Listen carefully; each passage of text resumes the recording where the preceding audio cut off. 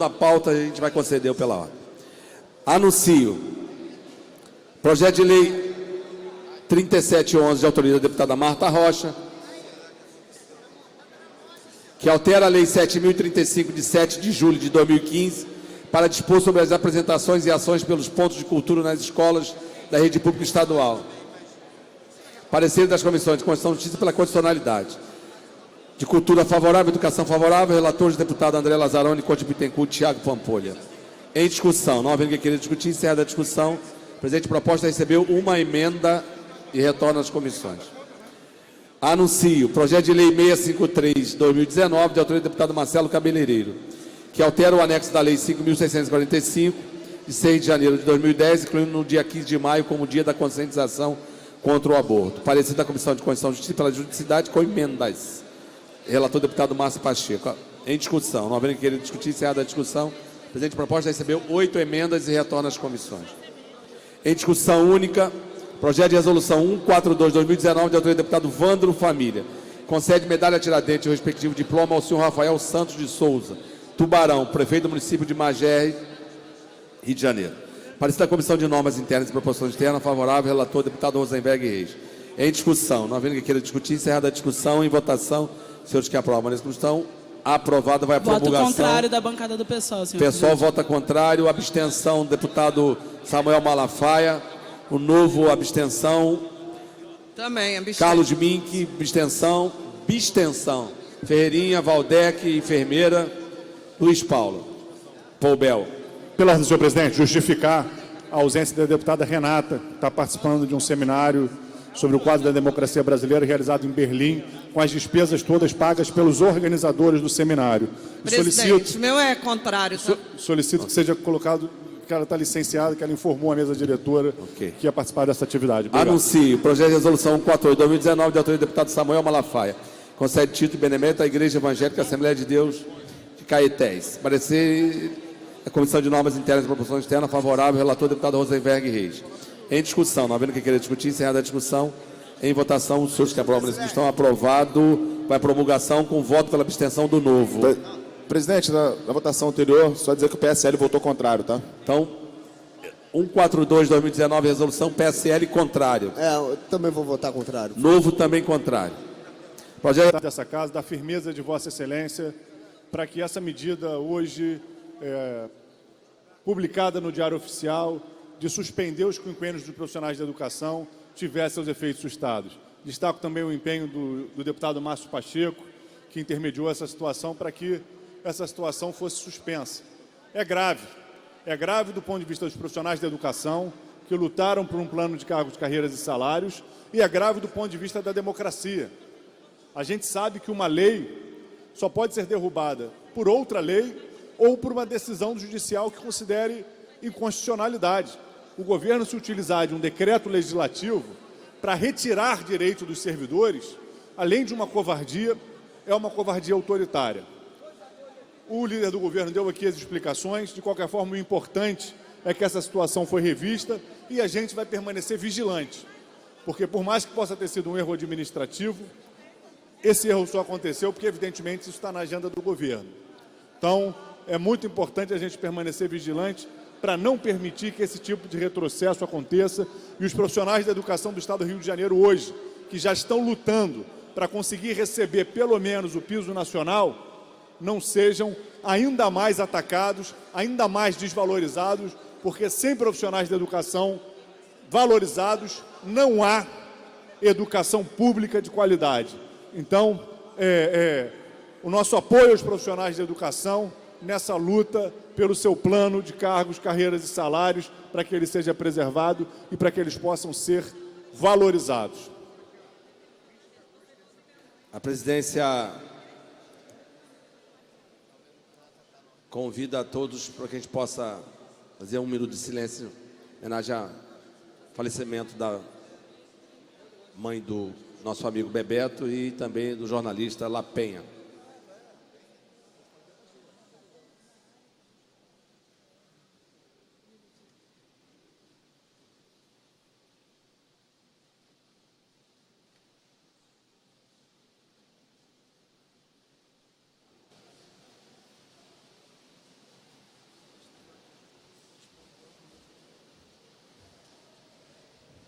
Senhor presidente, demais deputados, demais deputadas, hoje eu subo à tribuna para tratar de dois assuntos muito importantes que dizem respeito ao Estado do Rio de Janeiro.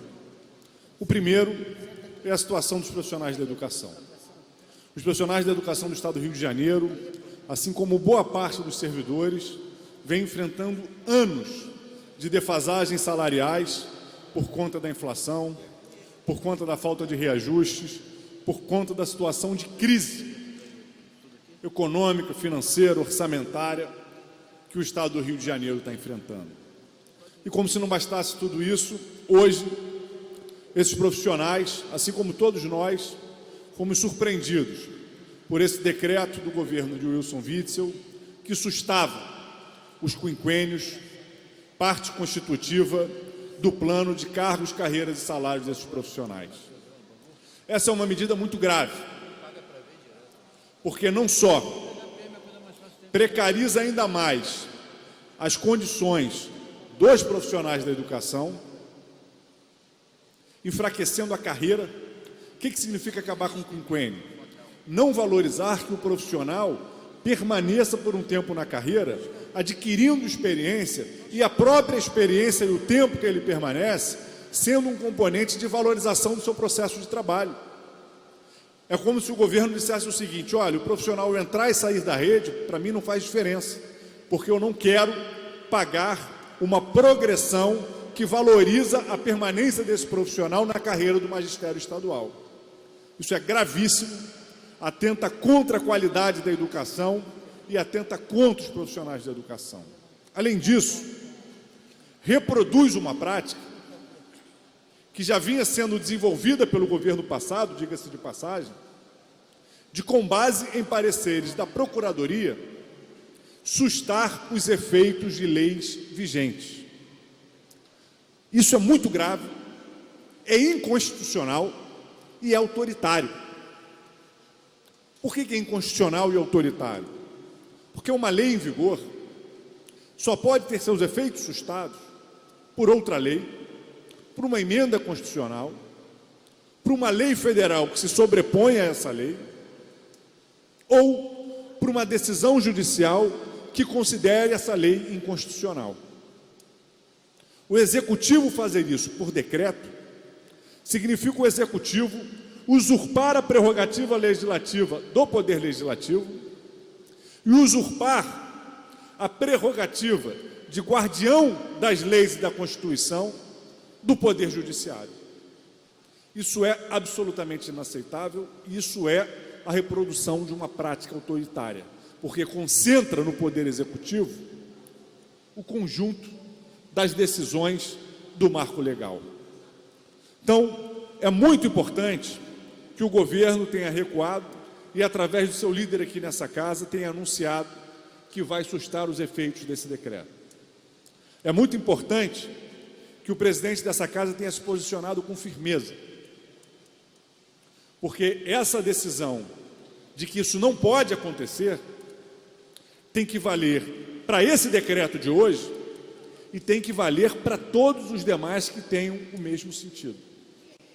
Hoje eu batalho na Justiça para que uma lei minha, aliás, uma lei de iniciativa minha, porque quando a lei é aprovada ela passa a ser uma lei do Estado, que estabeleceu a obrigatoriedade da linha social de Charitas, da linha social de Barcas, na ligação Charitas-Praça 15, seja colocada em cumprimento, mesmo depois do governo ter perdido uma ação de constitucionalidade.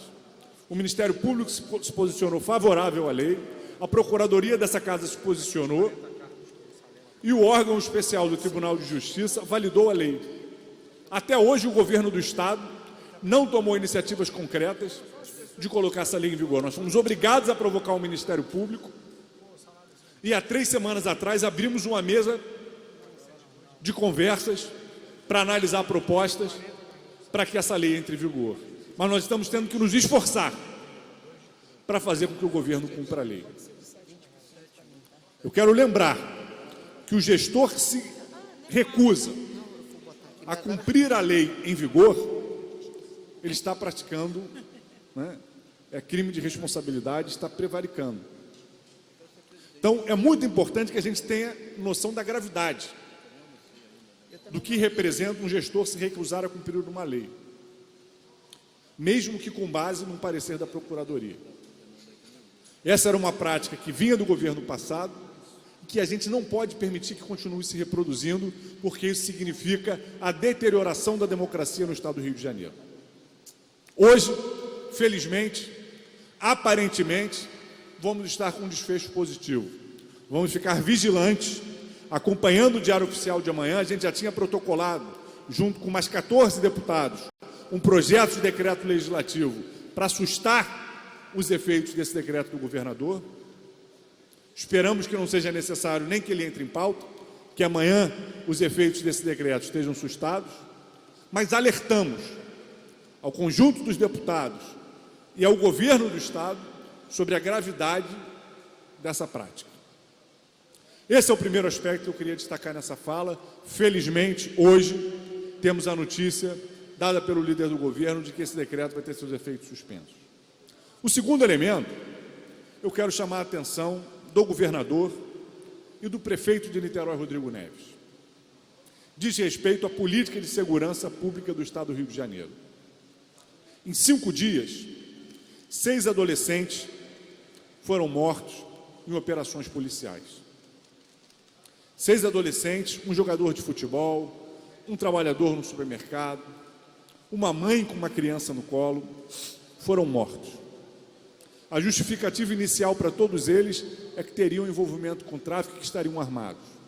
Logo depois, a justificativa se refez e se viu que a própria polícia reconheceu que uma parte deles não estavam armados. O que essas mortes mostram? Que a escalada da violência como mecanismo de desenvolvimento da política de segurança, ela vitima a sociedade. Ela vitima especialmente as pessoas pobres, que moram na favela, que já têm que conviver no seu dia a dia com a presença de grupos armados, impondo uma lei de exceção. E a polícia não pode reproduzir a dinâmica da violência.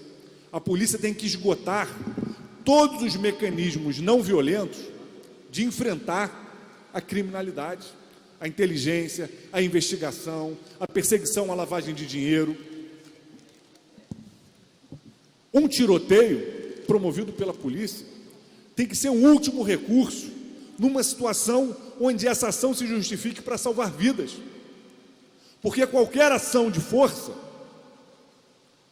com base em armas de fogo, vai sempre colocar em risco a vida de outras pessoas. E é lamentável que o governador do Estado siga com um discurso e com uma retórica de estimular a violência policial. Quando ele fala em abate, quando ele fala em tiro na cabecinha, quando ele fala que o policial não deveria ter atirado na perna, deveria ter atirado na cabeça, ele está estimulando a execução extrajudicial, o que é uma prática criminosa e inconstitucional. Nenhuma democracia no mundo aceita essa prática. O resultado desse estímulo à violência não é a preservação da vida do policial, que fica ainda mais exposto à violência, à lógica e à dinâmica dos tiroteios permanentes. O resultado desse estímulo é o aumento das mortes provocadas pela própria polícia. Mortes que muitas vezes a gente sequer consegue saber se são de pessoas que estavam realmente armadas trocando tiros ou se foram pessoas que foram executadas, fazendo parte da rede criminal, que deveriam ser presas, ou indo para o seu trabalho, indo para a sua escola, indo visitar a sua família. É inaceitável. Não podemos banalizar as mortes de quem quer que seja. Não podemos banalizar as mortes da nossa população. E a gente sabe que quem morre é quem é pobre, é quem é preto, é quem está na favela. Basta ver quem são as 6 vítimas em 5 dias dessa política de segurança criminosa. E eu falo do prefeito Rodrigo Neves por quê?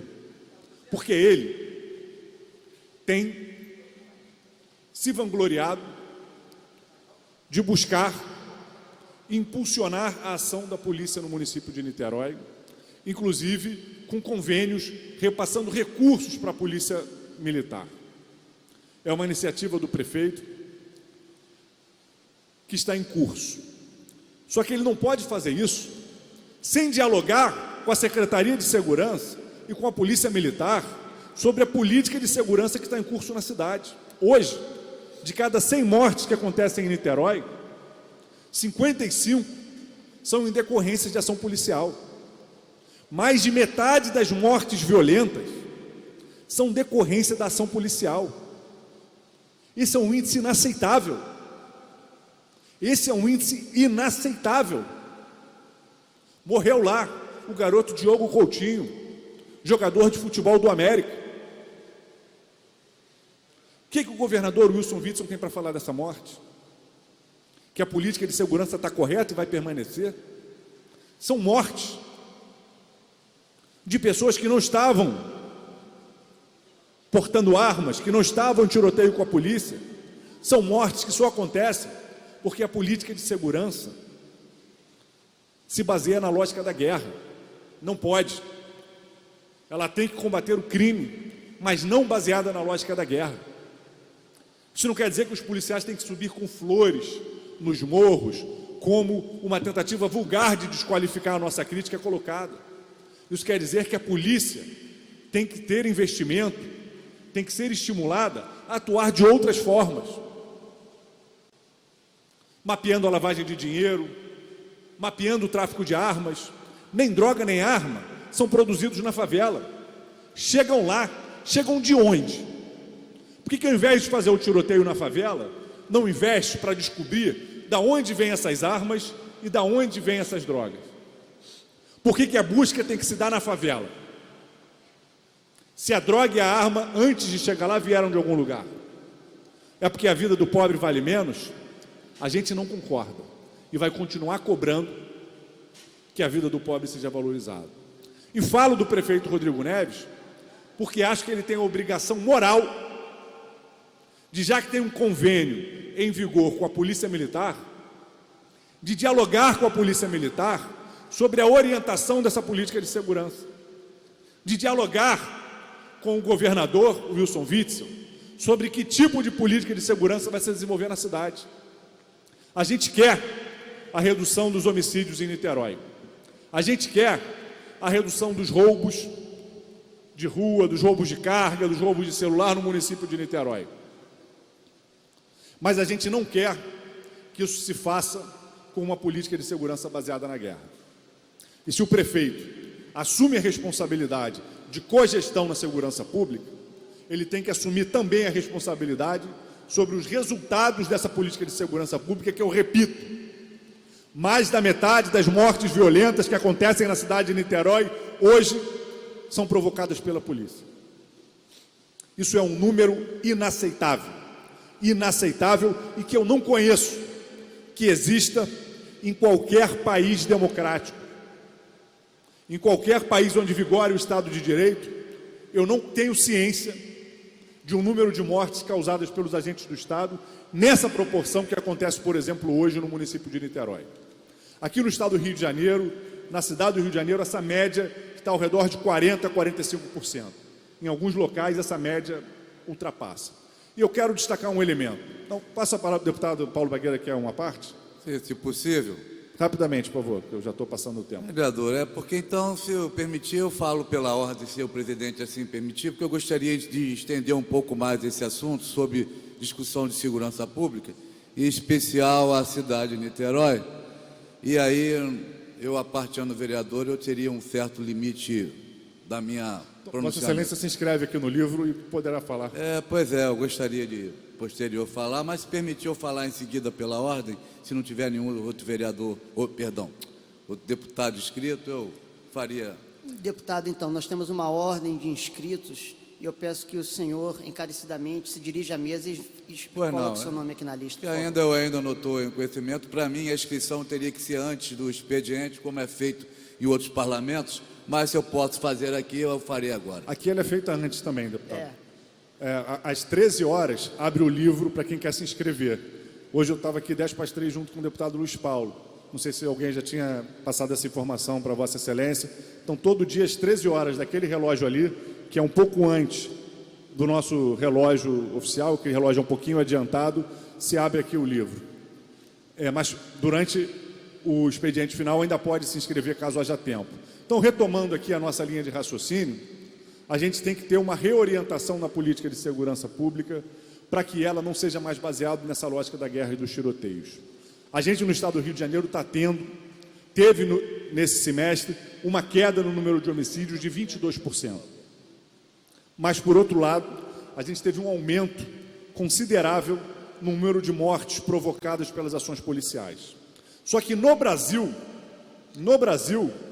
a queda do número de homicídios no primeiro quadrimestre foi de 23%. Então foi no mesmo patamar da queda no número de homicídios que aconteceu no estado do Rio de Janeiro. E somente o estado do Rio de Janeiro, o estado de São Paulo e mais 3 estados tiveram um aumento tão considerável nas mortes provocadas pela polícia. Em muitos outros, as mortes provocadas pela ação policial diminuíram, assim como diminuíram o número de homicídios, levando a uma redução mais importante ainda no número de mortes violentas. Por que eu cito isso? Porque isso mostra, como não é verdadeiro o argumento, de que o que está levando à redução no número de homicídios é o aumento do número de mortes provocadas pela polícia. Não tem uma relação direta nisso, até porque os efeitos de uma mudança na política de segurança, muitas vezes eles demoram mais para se estabelecer. O próprio aumento das mortes provocadas pela ação policial já vinham desde o ano passado. A diferença é que agora o governador incentiva isso o tempo inteiro nos seus discursos. E não pode. O governo tem que fazer o contrário. Ele tem que coordenar a política de segurança, inclusive controlando o uso da força, para que vidas, como a desses 6 adolescentes que morreram em 5 dias, não continuem sendo ceifados. E eu concluo fazendo um apelo ao governador e a toda a base do governo. Vamos fazer esse debate sobre os rumos da segurança pública respeitosamente. Respeitosamente. A gente considera muito grave a morte de qualquer policial e a morte de qualquer pessoa nas favelas do estado do Rio de Janeiro. Por isso a gente não vai abrir mão de cobrar, de criticar, de questionar, inclusive judicialmente, quando a gente entender que o governador ou qualquer outro agente público estão extrapolando das suas prerrogativas e desrespeitando a lei e ocasionando violência para a população. Esse é nosso papel enquanto deputados, cobrar. Agora, vamos fazer esse debate politicamente, com seriedade e não com leviandade, porque isso é inaceitável, isso empobrece o nosso Estado e isso transforma esse ambiente nefasto que a gente tem vivido, de deterioração da nossa democracia, num ambiente ainda mais insuportável. Chamo a próxima oradora inscrita, a deputada Dani Monteiro. Peço que a deputada, por favor, respeite os 10 minutos regimentais. Irei respeitar, senhor presidente, em exercício, eu prometo. Gostaria de trazer aqui alguns assuntos, que foram de relevância essa semana. O primeiro deles a respeito do PL 686 de 2019, de minha autoria, também com coautoria